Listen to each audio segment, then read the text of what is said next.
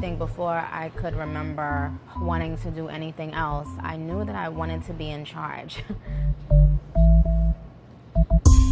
As a child, my mother didn't have a job where she was the boss. And I always looked at that and wished that she was the boss and that she did make her own rules.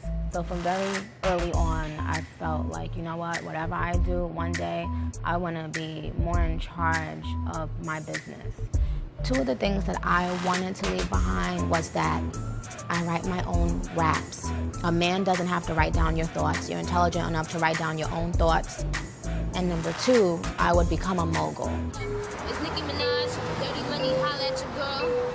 Thanks for the love, I really do appreciate it. I exceeded every expectation I think people had for a rapper.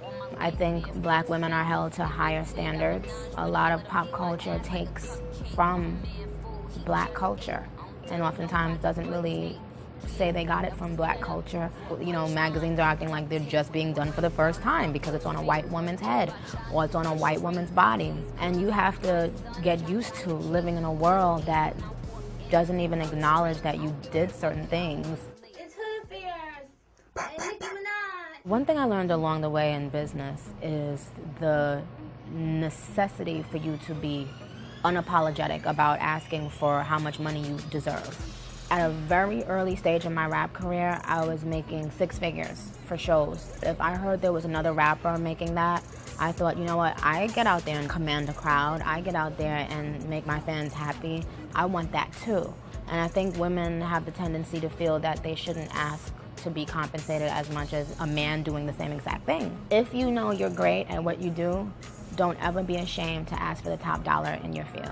I'm feeling myself. I'm feeling myself. I'm feeling myself.